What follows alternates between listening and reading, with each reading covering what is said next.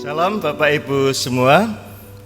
Mari kita bersama-sama dalam ibadah ini kita mendengarkan firman Tuhan yang terambil dari Injil Matius 28 ayat yang ke-16 sampai dengan yang ke-20, yang demikian firman Tuhan. Dan ke-11 murid itu berangkat ke Galilea, ke bukit yang telah ditunjukkan Yesus kepada mereka. Ketika melihat Dia, mereka menyembahnya, tetapi beberapa orang ragu-ragu. Yesus mendekati mereka dan berkata, "Kepadaku telah diberikan segala kuasa di surga dan di bumi. Karena itu pergilah, jadikanlah semua bangsa muridku dan baptislah mereka dalam nama Bapa dan Anak dan Roh Kudus. Dan ajarlah mereka melakukan segala sesuatu yang telah kuperintahkan kepadamu. Dan ketahuilah, Aku menyertai kamu senantiasa sampai kepada akhir zaman." Bapak Ibu jemaat terkasih dalam Tuhan Yesus Kristus, minggu ini disebut dengan Minggu Trinitas. Jadi kita merayakan Minggu Trinitas. Minggu Trinitas berarti kita merayakan bagaimana di dalam iman kepercayaan kita merayakan Allah sebagai Bapa, Putra, dan Roh Kudus. Yang pada minggu kemarin, tanggal 31 Mei, kita merayakan Hari Raya turunnya Roh Kudus. Di dalam perayaan Minggu Trinitas ini dengan tema Karya Kekal Allah Tritunggal. Karya Kekal Allah Tritunggal. Jemaat terkasih dalam Tuhan Kristus, kalau kita melihat usia dari bumi ini, para ahli mengatakan sudah lama sekali. Ribuan tahun yang lalu terciptanya. Dengan segala proses yang ada, bumi akhirnya menjadi sesuatu tempat yang berisi, di mana ada makhluk-makhluk di dalamnya. Melalui perjalanan sejarah, kita juga tahu bahwa setiap apa yang ada di bumi ini, segala makhluk dan segala sesuatu di dalamnya dipelihara oleh Tuhan. Jadi ada pemeliharaan Allah semenjak bumi diciptakan sampai saat ini dan sampai seterusnya. Bapak jemaat terkasih, kisah pemeliharaan Allah ini jelas menunjukkan kepada kita sebenarnya satu hal, bagaimana Allah Sang Pencipta itu juga adalah Allah yang mengasihi. Wujud kasih Allah dinyatakan dalam pemeliharaan atas setiap titah yang ada. Pemeliharaan Allah dinyatakan pada setiap apa yang ada di bumi ini, baik makhluk hidup maupun juga yang lainnya. Semua lestari, terjaga, tercipta sampai pada hari ini. Meskipun kita juga tahu banyak beberapa makhluk yang hilang karena punah. Kita tahu juga adanya beberapa bencana-bencana alam yang sangat besar, seperti yang diceritakan dalam kitab Nuh tentang air bah. Tapi toh semuanya sampai hari ini kita melihat tetap terpelihara, tetap indah sesungguhnya. Nah, inilah yang dinyatakan sebagai pemeliharaan Allah. Pemeliharaan Allah yang diselenggarakan berdasarkan kasih setianya kepada seluruh ciptaannya. Bapak yang terkasih dalam Tuhan Kristus, kisah pemeliharaan Allah ini juga dinyatakan bagaimana sesungguhnya manusia yang berdosa diselamatkan oleh Allah. Karena penebusan adalah bagian dari pemeliharaan keselamatan Tuhan. Kitab suci menceritakan, memberitakan tentang janji Kitab suci memberitakan tentang tindakan keselamatan yang diberikan Allah yang dinyatakan dalam Tuhan Yesus Kristus. Pemeliharaan atas dunia juga pemeliharaan atas keselamatan kepada dunia, khususnya kepada manusia. Pemeliharaan itu terus berlangsung di dalam karya Roh Kudus yang menyertai, menguatkan, memampukan semua ciptaan untuk tetap terpelihara. Bapak Ibu jemaat terkasih, dengan demikian kita tahu bahwa apa yang dilakukan Allah bukanlah Allah yang menciptakan lalu diam begitu saja, tetapi Allah yang terus berkarya, Allah yang dengan setia terus berkarya menyelenggarakan, menyatakan kasih setianya dalam pemeliharaan atas semua makhluk, atas manusia di dalam keselamatan. Dan yang paling pokok, kisah penyelenggaraan pemeliharaan Allah itu lalu dinyatakan di dalam panggilan terhadap manusia. Manusia yang percaya, manusia yang diselamatkan, dan adalah manusia yang dipanggil untuk meneruskan penyelenggaraan pemeliharaan keselamatan Tuhan atas dunia ini. Nah, dari hal ini kita dapat membaca dalam bacaan kita, karena itu pergilah jadikanlah semua bangsa muridku dan baptislah mereka dalam nama Bapa dan Anak dan Roh Kudus. Perintah ini bukan semata-mata untuk menjadikan orang lain sebagai orang Kristen, pengikut Kristus. Tapi perintah ini adalah perintah di mana setiap orang yang percaya dipanggil untuk menyatakan kasih pemeliharaan Allah kepada sesamanya.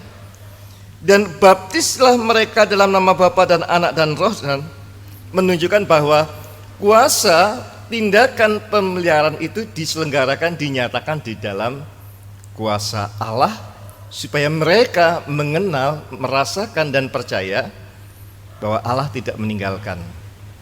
Allah senantiasa menyertai, Allah senantiasa memelihara seluruh ciptaannya. Jadi kata baptiskanlah tidak semata-mata hanya menunjuk pada bagaimana orang dibaptis, tapi baptiskanlah dapat menunjuk kepada pernyataan yang akhirnya sebagai sebuah pengakuan manusia akan penyelenggaraan Allah. Pengakuan yang saya maksud adalah pengakuan di mana manusia yakin, percaya bahwa hidupnya dipelihara oleh Tuhan. Bapak Ibu jemaat terkasih, dan ajarlah mereka melakukan segala sesuatu yang telah kuperintahkan kepadamu. Kata ajarlah berarti setiap orang yang percaya diperintahkan, dikehendaki oleh Allah untuk menyatakan karya pemeliharaan Allah itu, karya keselamatan pemeliharaan Allah itu kepada setiap orang. Ajarlah berarti dari yang tidak tahu menjadi tahu. Ajarlah berarti memampukan orang untuk meyakini, percaya bahwa dia dipelihara, disertai oleh Tuhan. Ajarlah mereka berarti orang percaya diperintahkan untuk melanjutkan karya pemeliharaan Allah, menolong, menguatkan, membangkitkan, memelihara sesama dunia ini, supaya orang-orang lain, bahkan ciptaan yang lain, akhirnya ikut merasakan dan percaya, lalu bersama-sama juga mewartakan warta kasih pemeliharaan Allah ini. Dan ketahuilah, aku menyertai kamu senantiasa sampai kepada akhir zaman. Artinya sebuah anugerah penyertaan yang diberikan kepada orang percaya untuk tetap terus dapat melakukan panggilan Tuhan, memelihara atas dunia ini. Nah, karena itu sesungguhnya karya Allah tidak pernah berhenti. Karya Allah senantiasa terus diselenggarakan dan dinyatakan. Baik Allah sebagai Bapa yang menciptakan yang memelihara. Baik Allah sebagai Kristus Putra yang menebus dosa manusia, memulihkan manusia, atau Allah di dalam Roh Kudus yang senantiasa menuntun memampukan manusia untuk tetap terus menyelenggarakan, menyatakan pemeliharaan Allah. Jadi inti dari semua itu adalah bagaimana dunia ini, khususnya manusia di dalamnya, tetap terpelihara indah dan damai sejahtera. Itulah sebabnya Allah tidak pernah berhenti berkarya, dan karyanya dinyatakan di dalam manusia. Lalu bagaimana kita menanggapi berkenaan dengan masalah saat ini, adanya wabah corona?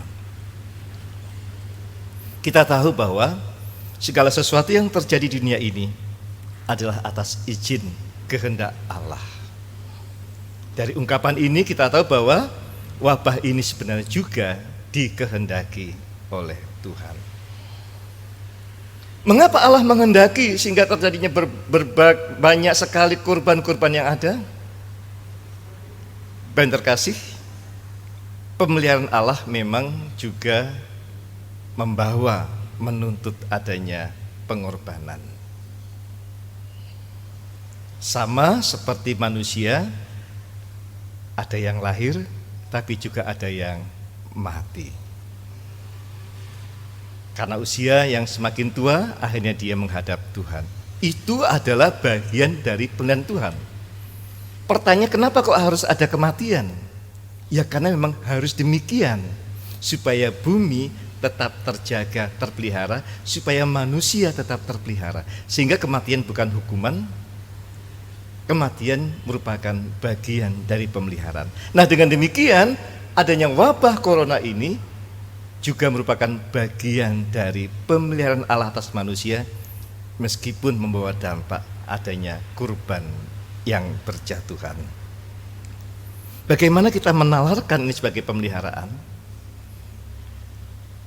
Dampak dari COVID-19 ini ternyata di berbagai daerah karena terjadinya pembatasan penerbangan, pembatasan pemakaian alat transportasi, pabrik dan seterusnya, bumi merevitalisasi diri menjadi sesuatu yang indah lagi. Karena adanya pembatasan segala sesuatu, menjaga kesehatan dalam menjaga jarak, berolahraga dan seterusnya, manusia disadarkan akan pentingnya kesehatan dan menjaga kesehatan, kebersihan, dan disitulah bagian dari pemeliharaan.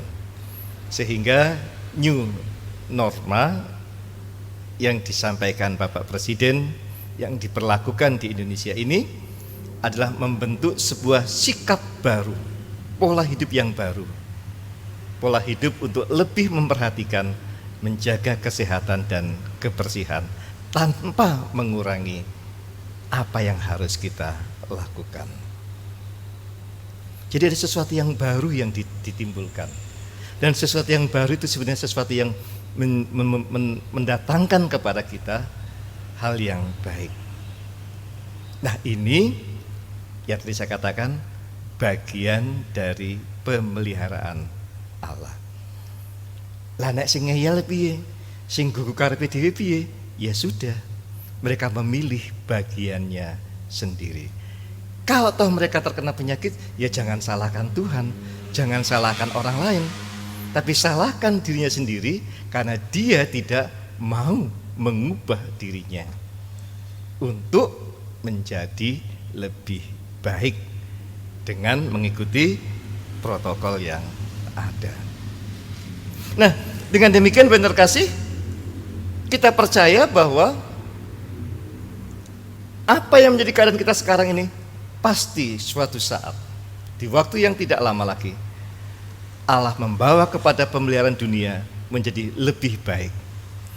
Corona mungkin tidak hilang, corona mungkin menjadi bagian dari kehidupan kita, tapi corona akan semakin berkurang. Kita percaya dalam pemeliharaan ini Allah akan menolong kita dengan kuasa-Nya, corona dapat dikalahkan. Bahkan membentuk sebuah perilaku kehidupan yang lebih baik lagi, menjadikan bumi senantiasa terpelihara dan manusia di dalamnya sehat sentosa. Dan bukan itu saja karena corona, tapi juga bagian kehidupan kita lainnya. Allah pasti terus memelihara kita. Dan yang perlu diingat, kita juga dipanggil untuk menjadi alat Allah memelihara atas dunia. Maka layanilah sesama, supaya mereka pun juga terpelihara di dalam kasih setia Allah. Allah terus berkarya, dan Allah memanggil kita untuk memelihara dunia. Maka nyatakanlah kerja pelayanan kita kepada sesama, supaya akhirnya semua orang tahu bahwa Dialah Allah yang menyelamatkan, yang memimpin, menuntun, menebus dosa manusia, supaya manusia hidup di dalam damai sejahtera. Amin.